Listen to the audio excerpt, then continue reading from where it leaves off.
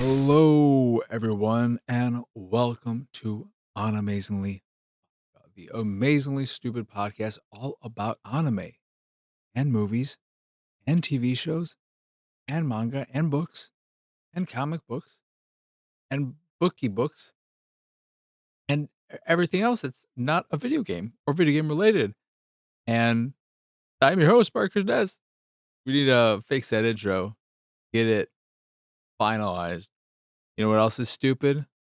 In addition to me, the fact that I'm wearing the same hoodie I wore the first episode, and I was gonna take it off and change my wardrobe so that it doesn't look like I'm wearing the same thing, because I am wearing the same thing, but then I knew if I did that, my hair would just turn into a mess, and it's relatively presentable right now as I continue in my venture towards trying to grow it out, and I'm currently in the long mid phase of it just being an absolute nightmare before it's long, but it's not short. It's just shit.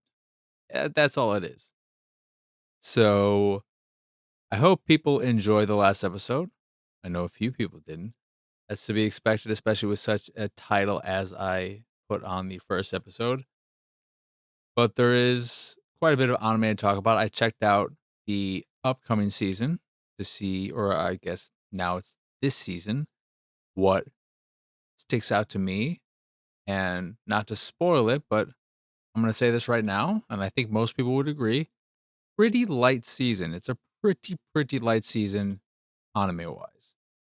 And then, though, oh man, the summer 2025 season is just why couldn't one of those shows, a few of those shows, bump it up, make it this season, or depending on how packed the fall is, delay until then, because summer 2025 is looking like an absolute nightmare. Unless you just like watching a lot of, I would like things balanced. I would like some balanced seasons. You know what else is in balance? I got like this one alfalfa hair that just won't. It just doesn't want to agree with me.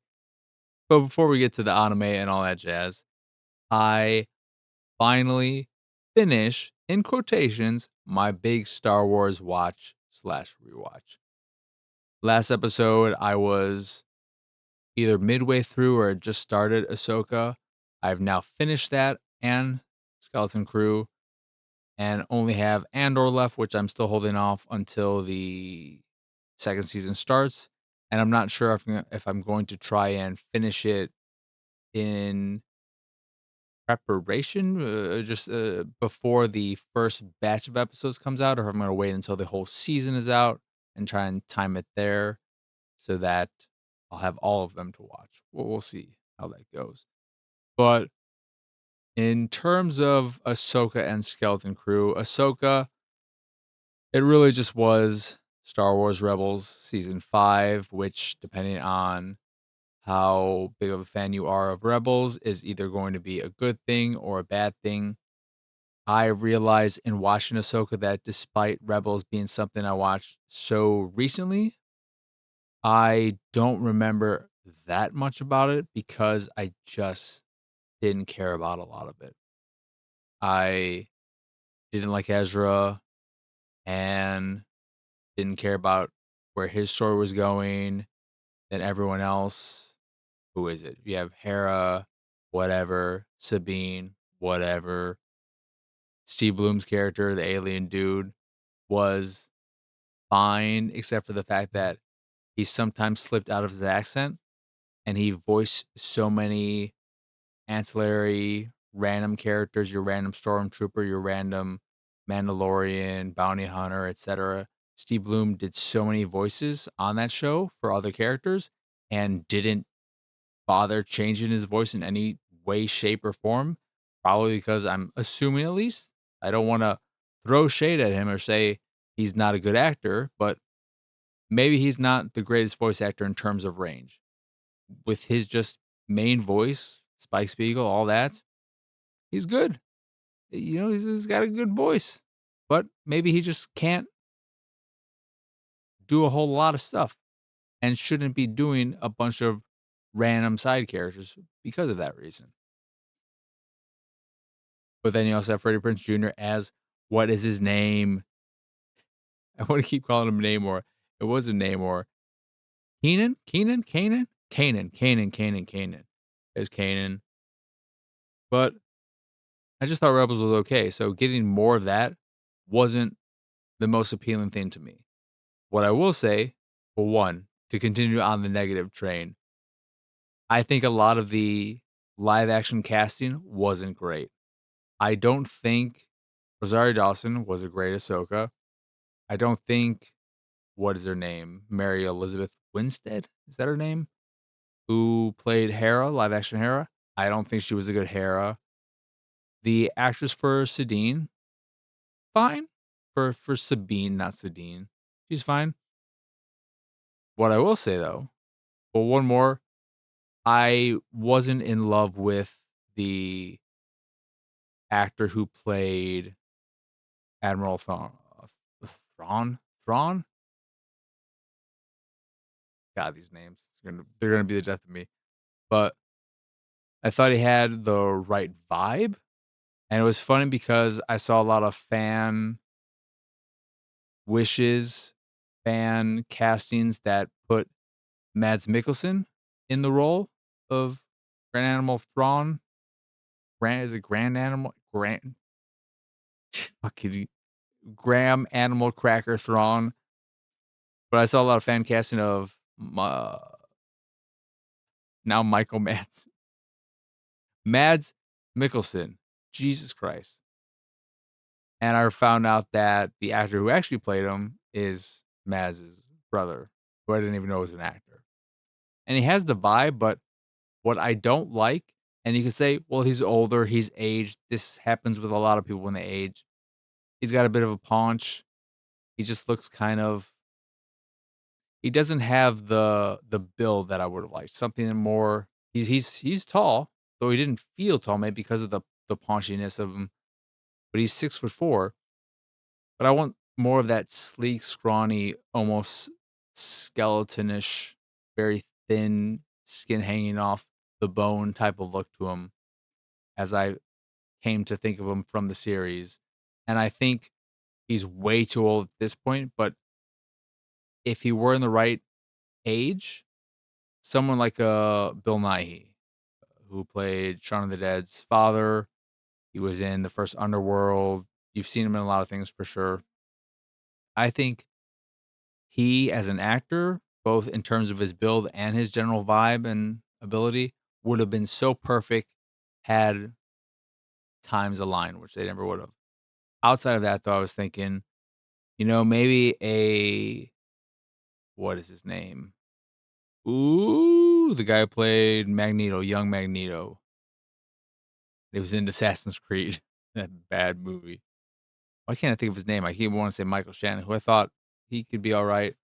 I also thought, but the potential limitation for this particular casting would be whether or not he could do any voice other than his own voice or some variation of a Southern twang. Matthew McConaughey, I think, could have maybe been a very interesting choice for Thrawn. But what I do think was good about the show was the casting of Ezra, which surprised me. Not that I loved him on the show or love his character, but I think he fit the look and where I think, given how Rebels ends and where Ahsoka goes in terms of the story, I feel like his personality and how he would have aged and matured, it all fit. I have no idea who that actor is. Never seen him before. Not sure if he's been in other stuff, but I thought that was some decent casting. But it was just it didn't do a whole lot for me as a show because it just is Rebels season 5 and I didn't need that. I was surprised that there was no Captain Rex since the one Captain Rex figure that I have includes a face sculpt. Well, no, not because of that, but there is a Captain Rex version. I guess he must have been on the show and I just passed him by but never took his helmet off. but there's a Captain Rex Ahsoka branded figure, so I don't know about that. But in terms of Skeleton Crew, which is the last show I just watched, and that is the one that a lot of people refer to as Star Wars Goonies, and holy shit, it really is Star Wars Goonies. I thought, I get it. They're kids and they're going on a little adventure, but there are so many points where it's just kind of very Goonies-esque. I hated Fern. She had some growth here and there, but overall, I really disliked her. She was the Corey Feldman of this group. Very, very annoying. Very, very cocky in a way and overly confident, trying to put up a big front. And I don't like that type of that personality type. So that's a character I never would have really liked. Neil was fine, the fan favorite. My favorite stuff with him was probably in episode, what was it, 3, where they're on the one planet with those rebels, a lot of kids there, and he's talking with the one girl there, and they're just sitting on, like, a bit of concrete talking, and he just scooches over a little bit. I'm just like, "Aw, this is adorable. This is cute. I like this. I like you, Neil. You're nice, but there's something about you having regular person hair on your Dumbo elephant ass head that it just looks weird to me. But I thought Skeleton Crew was solid overall. I don't know what the popular consensus, the overall consensus is for the show amongst critics and fans alike, but for me, none of the characters really stood out. Another thing about Ahsoka real quick, it being Star Wars Rebels season 5, I don't think it quite did what Rebels succeeded at over all other things, which was great drone work. I often forgot that Chopper was even there, which blew my mind when I thought about it because Chopper was such a significant part of the show for me, and I thought Rebels was the best drone stuff in all of Star Wars, and Ahsoka didn't quite get there. But back to Skeleton Crew, I think what is the most interesting thing about the show is the world, is the planet at Atten, I believe the name was, and what is going on there. What the deal with that planet was, what is gonna happen now after the end of season 1. If we're getting to season 2, I'm not sure if it's been confirmed. I don't believe it's been canceled, so could still go to season 2. Whether or not it's been confirmed, I'm not sure. But that is the stuff that kept me most engrossed and wanting to continue and see what's happening next. Because the kid's a bit of a mixed bag.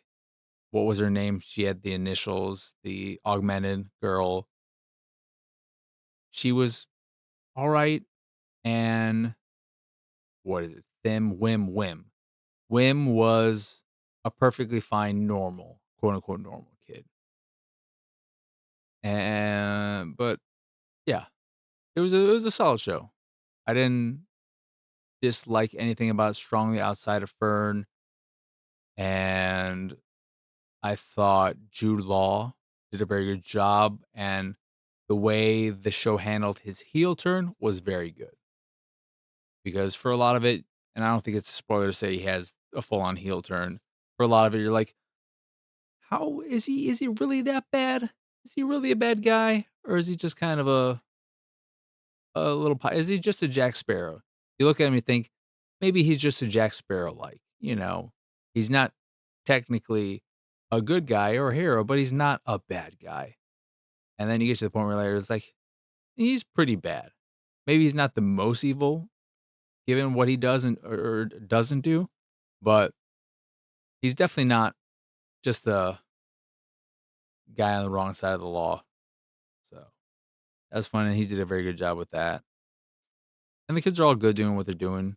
The young girl playing Fern, She didn't do a bad job. It's just a character personality type that I don't quite jive with.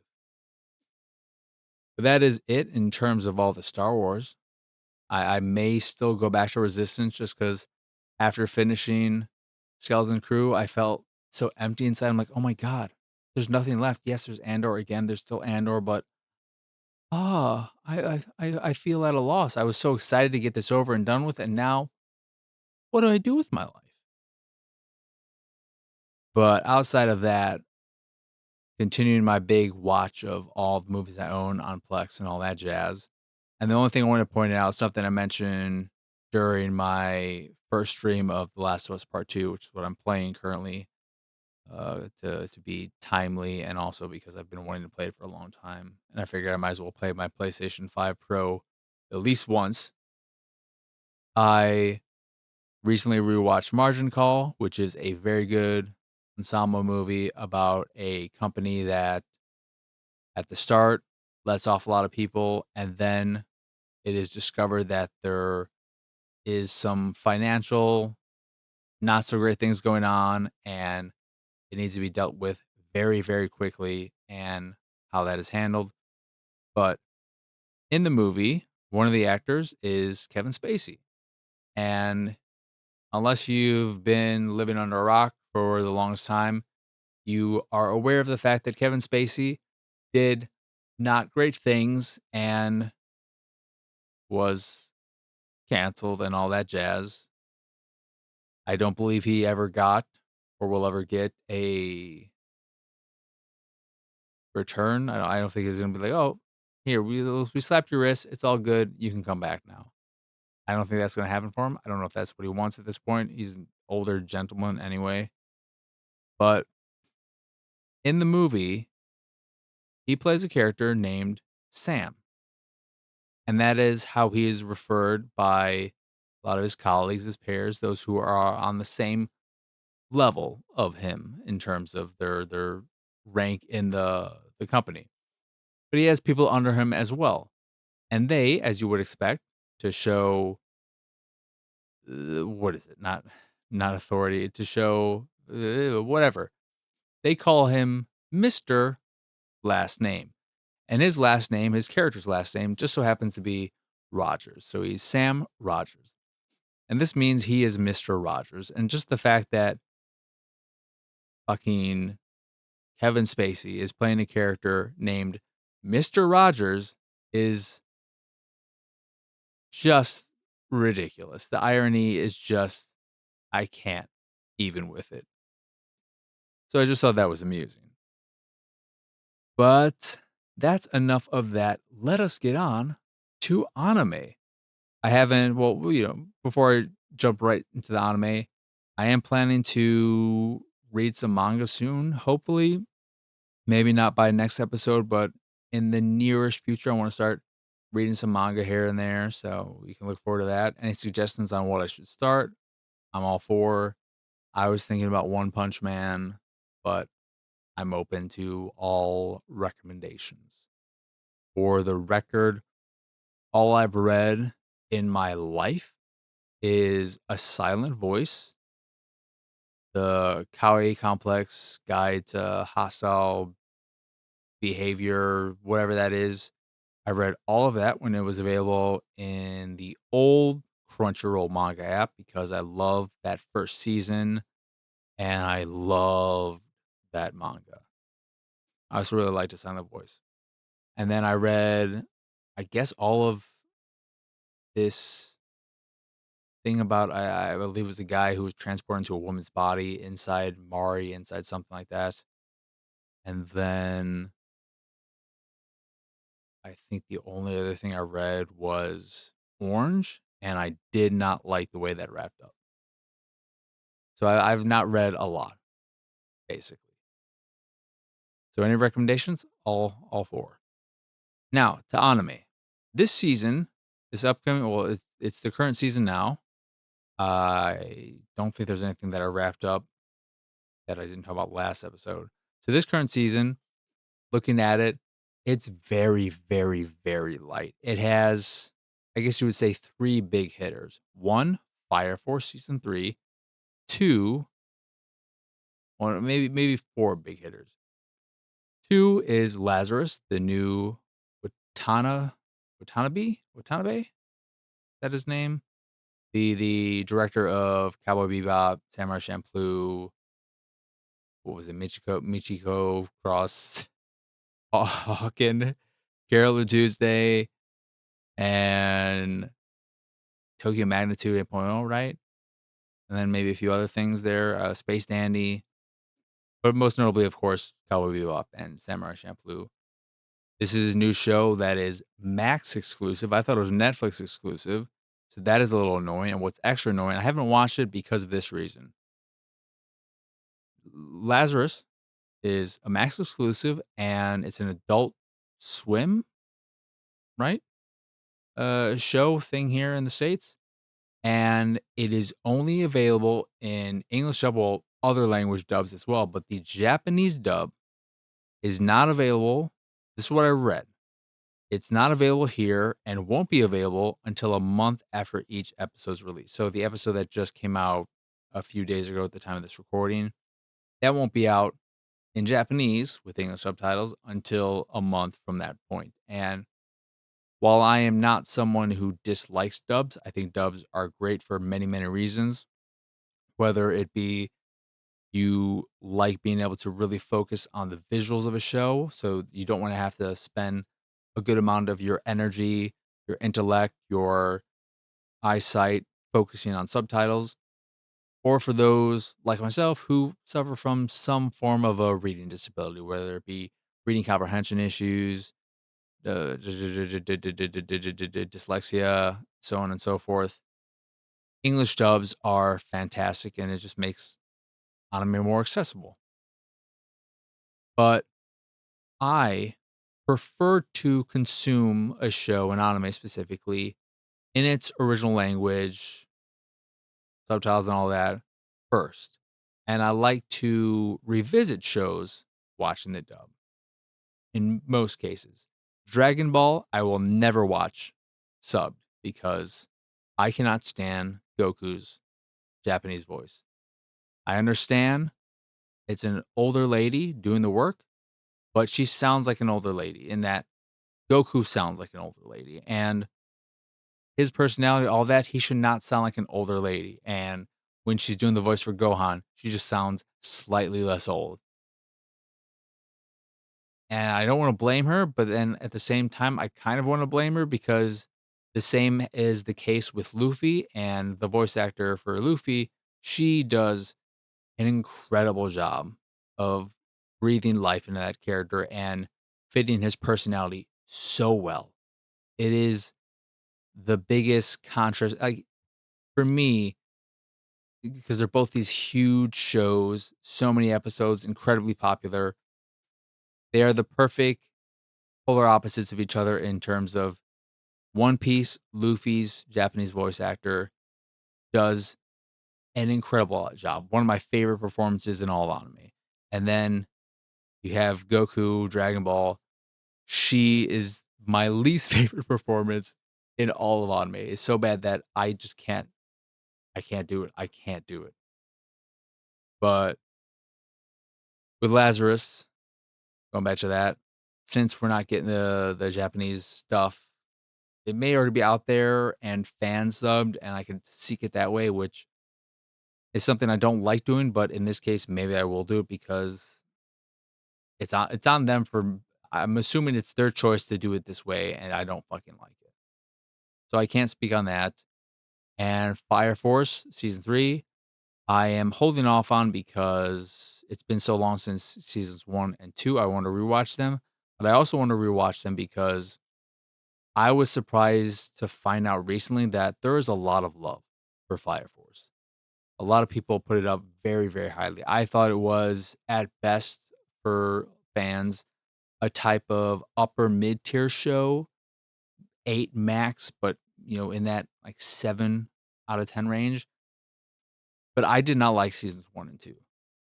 And my reasoning is what I think has held it back for a lot of people, and that is the fan service element in it that just serves no purpose, has no reason to be there, adds nothing, and only takes away from the show.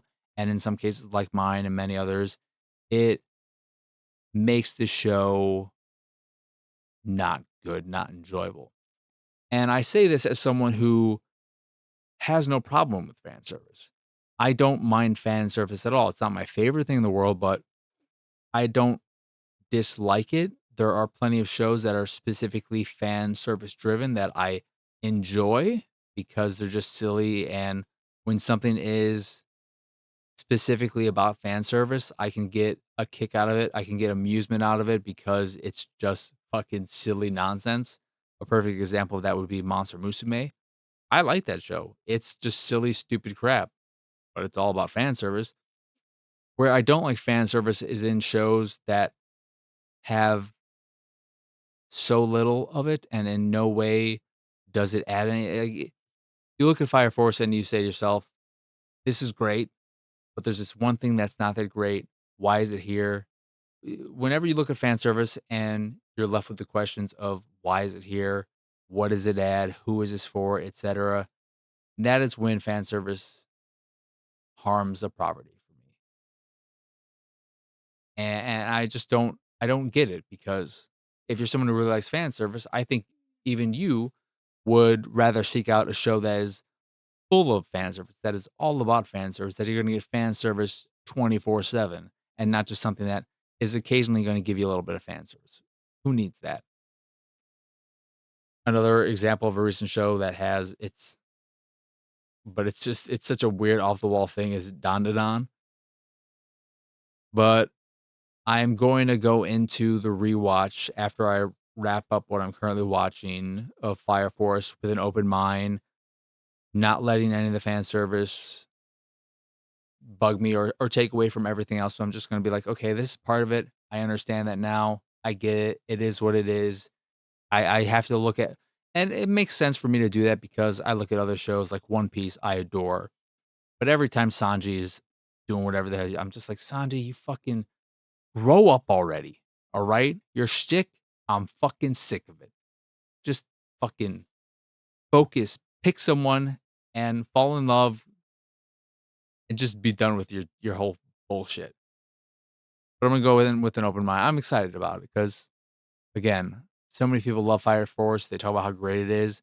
I recently realized too that it is part of I think the Soul Eater series. I think Soul Eater is technically a sequel, or at least in the timeline, that's how it falls, which is very interesting and makes me want to rewatch that as well. But I don't think season 3 of Fire Force will be the last. But that is the other big one, in addition to Lazarus, and then the other 2, Windbreakers, I watched the first episode of that. That was a fine episode, a lot of great fighting, great animation in it, but I just hope that the season has a nice balance between character development, story development, and fighting. I don't just want fight, fight, fight, fight, fight, and that's what the first episode was, which I think is a good first episode, and I'm assuming that the second episode will culminate in the end of this current fight they're doing with the people who took this one individual that they're trying to rescue, and then they'll probably just end the episode with a cool down and have a few off episodes until the next big fight.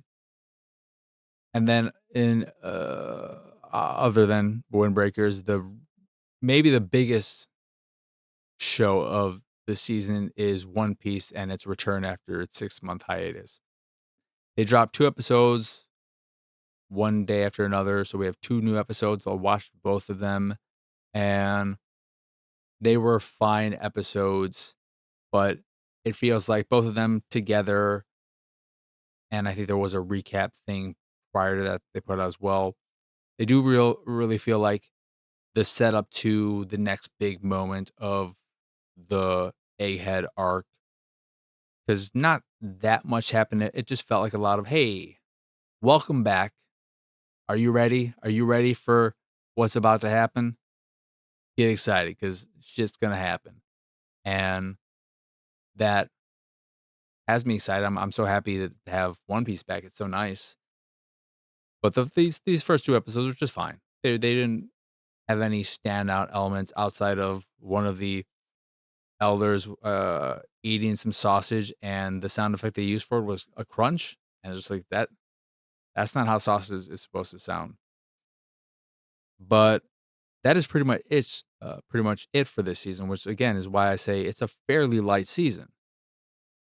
Before I get to the summer 2025 lineup and why it's so stacked and ridiculous, outside of the seasonal stuff, I have been continuing with Orb, but I'm taking my time with Orb because it's not the most positive, uplifting, and sometimes episodes can be all at night and very dark and gloomy and exhausting because of that.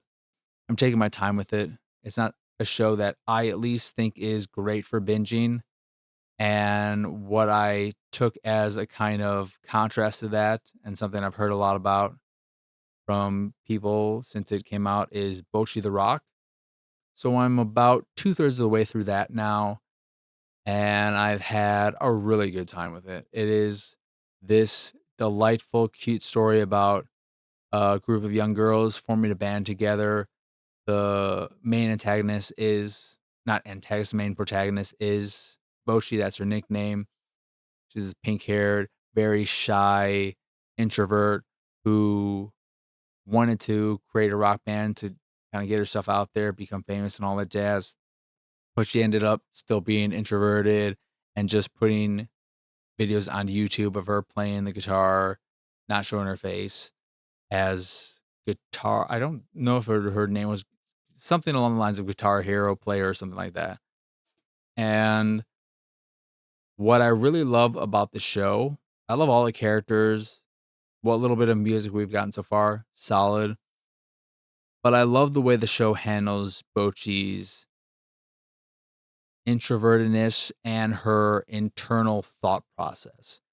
The show has a lot of fun with the medium, with anime, utilizing a lot of different aesthetics and art styles, having fun with her character, distorting it in various ways when she's freaking out in a situation.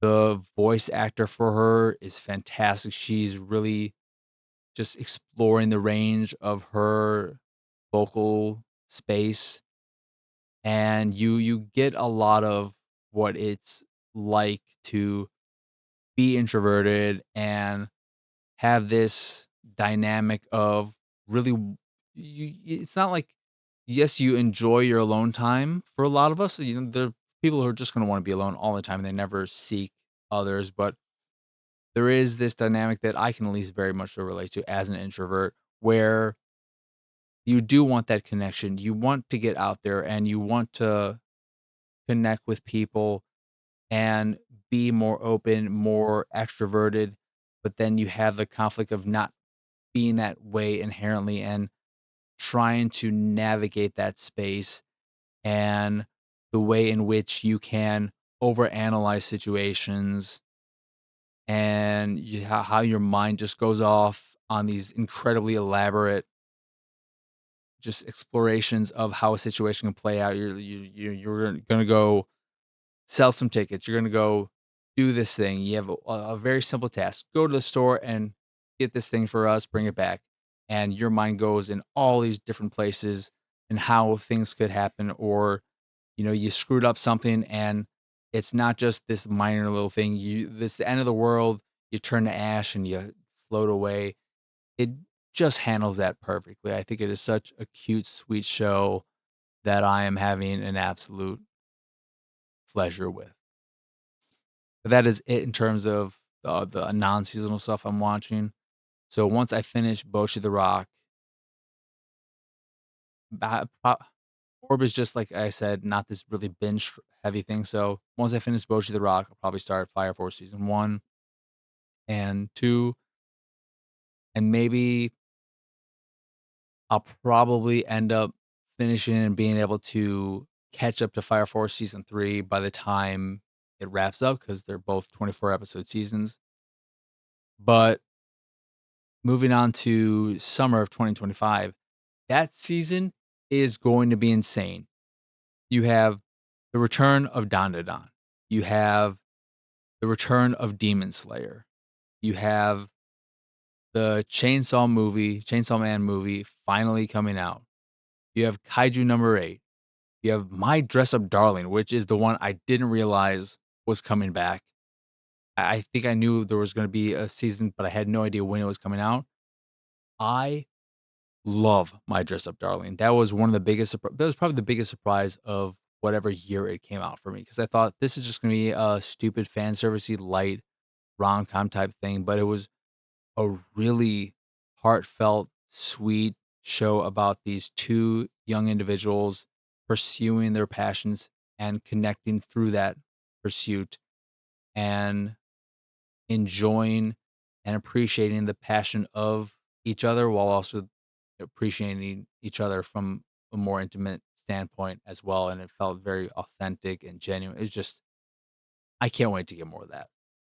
So you have Dandadan, Demon Slayer, Chainsaw Man, My Dress Up Darling, Kaiju number 8. For those who still care, the Rising of the Shield Heroes, whatever it's called.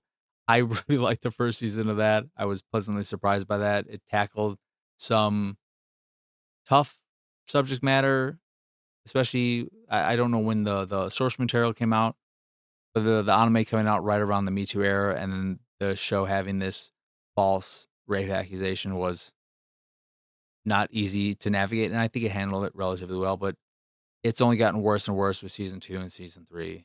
But I think there might still be a solid fandom for that. So you have that. Then you have Doctor Stone, the return of that, the second curve, the current season. There are a few others, I think, that are coming out. But already those there, it's just it's kind of ridiculous. It's kind of ridiculous. Let me just check real quick.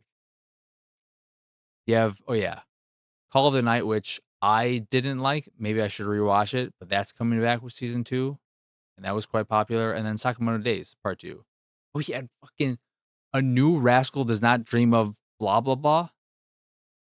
It's just it's it's insane. There's so much in summer 2025. There's also a new Panty and Sake thing I saw. I don't know what that is, if that's a new season, a movie, or whatever. I never watch any of that, so I can't speak too in extensively about that. But summer 2025 is going to be crazy. I'm preparing myself now for it because I'd probably want to rewatch. Well, I never watched the movies, and the new season of Rascal It's Not Dream is a continuation of for the 2 movies, or was one of them some short season? I own all the physicals for that, but that is just gonna be a wild season, and I can't wait to get more Don as well, because Don season 1, fantastic up until that final episode, which wasn't a bad episode. It was just a terrible way to end a season. It didn't end on a cliffhanger. It just ended kind of feeling like it felt like it was, uh, first part of a 2-part episode, and then we just never got the other episode. So I thought it genuinely hurt that on it. Like, it was a 9 out of 10 for me that first season, and then that last episode hit, and it dropped it to an 8 out of 10. The last episode was so poorly structured that it dropped an entire point for me. But I can't wait for it to return. And yeah, that's that's pretty much it. So that's going to do it for this here episode of Animezingly Baka. Once again, I am Marcus Nez. Y'all can find me pretty much everywhere at PX Sausage. If you enjoy this here show or any of the stuff I do and what have you, you can support me and my nonsense over at patreon.com/PXS. There you can get access to a monthly Q&A, occasional watch party, a private Discord channel, along with some fancy Discord roles, and the random drop on the Patreon here or there, depending on your tier. Or you could just support me to support me if that is your fancy. In addition to the Patreon, that is again, though, patreon.com/PXS. In addition to the Patreon, you can find links to the site, the YouTube, the Discord, and so much more over at pxsausage.com. That is the letter P, the letter X, sausage.com. So that is it. That is all. As always, thank you for watching or listening. I hope you enjoyed this here episode, and I hope you have both a wonderful rest of your day, a lovely rest of your week, and a wonderful weekend. But for now, adios, arrivederci. Bye It's go time. bye. Go daddy.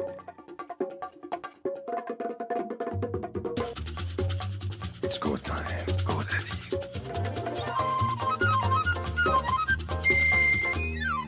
It's go time. Go daddy.